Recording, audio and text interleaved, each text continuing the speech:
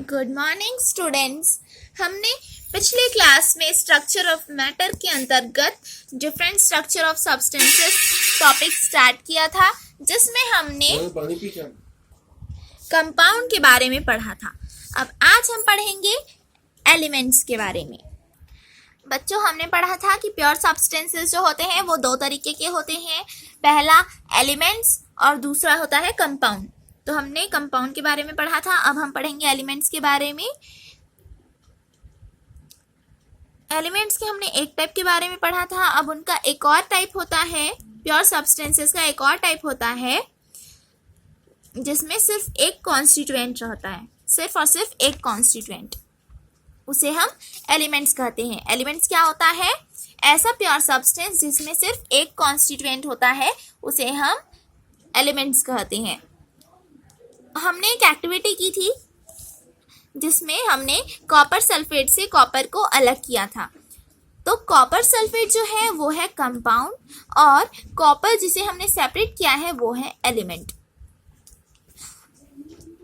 एक एलिमेंट में से हम और कोई भी कॉन्स्टिट्यूएंट को अलग नहीं कर सकते हैं, चाहे वो फिजिकल मेथड हो या केमिकल मेथड हो। कोई भी मेथड अपन यूज करके एलिमेंट से कंपोनेंट्स को सेपरेट नहीं कर सकते, जैसे कि और एलिमेंट्स की एग्जांपल है gold, iron, silver, oxygen, nitrogen,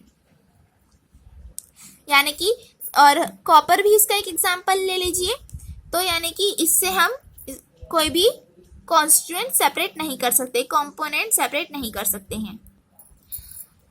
अभी तक 114 एलिमेंट्स को 114 एलिमेंट्स से ज़्यादा हमने ढूंढ लिया है एलिमेंट्स को, और इनमें से 92 एलिमेंट्स जो है वो नेचर में प्रेजेंट रहते हैं, प्रकृति में होते हैं, और जो बाकी है उन्हें जो साइंटिस्ट होते हैं, साइंटिस्ट लोग ने उन्हें लैब में, साइंस लैब में, लैबोरेटरीज में प्रोसेस कर लिया है, उसके बारे में रिसर्च कर ली है।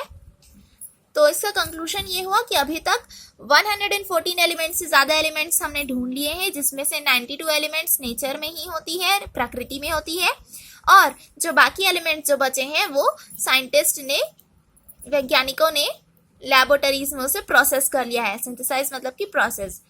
हर एक एलिमेंट का एक स्पेसिफिक प्रॉपर्टी होता है, मतलब कि हर एक एलिमेंट की एक प्रॉपर्टी होती है। जैसे कि मैग्नेट की प्रॉपर्टी क्या होती है? किसी भी आयरन के वस्तु को अट्रैक्ट करना, वैसे ही एलिमेंट की भी कोई प्रॉपर्टी होती है, और ये प्रॉपर्टी हमें हेल्प करते हैं जिससे हम उन्हें पहचान सके।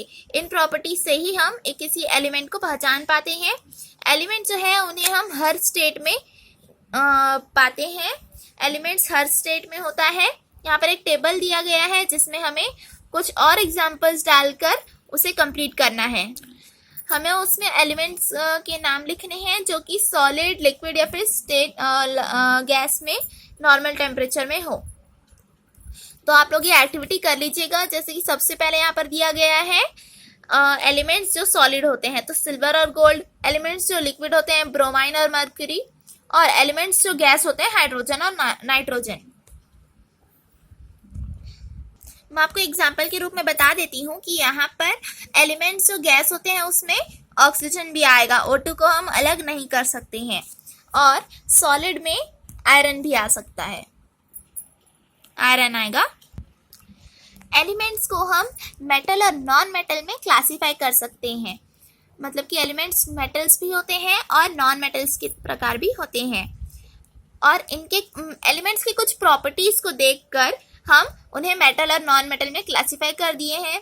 और मेटल जो होता है वो good conductor of heat and electricity होता है। मेटल के थ्रू हीट और इलेक्ट्रिसिटी बहुत अच्छे से पास हो जाता है, और उनमें एक स्पेशल लस्टर भी होता है, शाइन होता है। लस्टर मतलब कि शाइन, तो इनमें एक स्पेशल शाइन होता है। और नॉर्मली वो जो होते हैं सॉलिड, नॉर्मली वो सॉलिड में होते हैं, जैसे कि गोल्ड, सिल्वर, आयरन। लेकिन मर्क्यूरी एक ऐसा मेटल है जो कि नॉर्मली लिक्विड स्टेट में पाया जाता है। मर्क्यूरी एक ऐसा मेटल है जो कि नॉर्मली लिक्विड स्टेट में पाया जाता है, रूम टेम्परेचर में। रूम टेम्परेचर में ही वो लिक्विड स्टेट में रहेगा। अब जो नॉन मेटल होता है वो सारे स्टेट में, मतलब कि तीनों स्टेट में होते हैं नॉर्मल टेम्परेचर में तीनों स्टेट में होते हैं। Solid, example sulphur, liquid example bromine, और gaseous state hydrogen, nitrogen etcetera. Non metal जो होते हैं वो बैड कंडक्टर ऑफ इलेक्ट्रिसिटी होते हैं, मतलब कि उनके थ्रू इलेक्ट्रिसिटी पास नहीं हो पाता। अब दो या फिर दो से ज्यादा एलिमेंट जो होते हैं वो रिएक्ट कर सकते हैं, मतलब कि हम उन्हें केमिकल रिएक्शन बोलते हैं। रिएक्ट कर सकते हैं मतलब कि वो मिलकर एक नया कंपाउंड बना सकते हैं। दो या फिर दो से ज्यादा एलिमेंट अगर मिले तो फिर वो एक नया कंपाउंड बना सकते हैं। हाइड्रोजन और ऑक्सीजन जो है वो अगर रिएक्ट करेंगे तो पानी बनेगा, वाटर बनेगा, और इसी तरह कार्बन और ऑक्सीजन रिएक्ट करेंगे तो कार्बन डाइऑक्साइड बनेगा। लेकिन अगर हम सिंपली ऑक्सीजन और हाइड्रोजन को मिला दे तो फिर पानी यानी कि वाटर नहीं मिलेगा, नहीं बनेगा। वाटर तभी बनेगा जब ऑक्सीजन जो है वो हाइड्रोजन के साथ केमिकली रिएक्ट करे। केमिकली मतलब कि उसका भी एक अलग प्रोसेस होता है। केमिकल रिएक्शन में एक न्यू चीज बनता है, फॉर्म होता है। ओके, तो हाइड्रोजन और वाटर जब केमिकली बनेंगे तब जाके वो पानी बनेगा, यानी कि H2O वाटर बनेगा। अब एयर क्या है? एलिमेंट है, कंपाउंड है, या फिर एक मिक्सचर है? 200 साल पहले तक एयर को हम एलिमेंट मानते थे, मतलब कि उसे कोई सेपरेट नहीं कर सकता। लेकिन फिर साइंटिस्ट ने प्रूव किया कि एयर जो है वो एलिमेंट नहीं है, वो एक मिक्सचर है। ओके, जिसमें नाइट्रोजन, ऑक्सीजन, कार्बन डाइऑक्साइड और अदर गैसेस है जिनका प्रोपोर्शन अलग अलग है। हमने मिक्सचर के बारे में पहले भी पढ़ा है।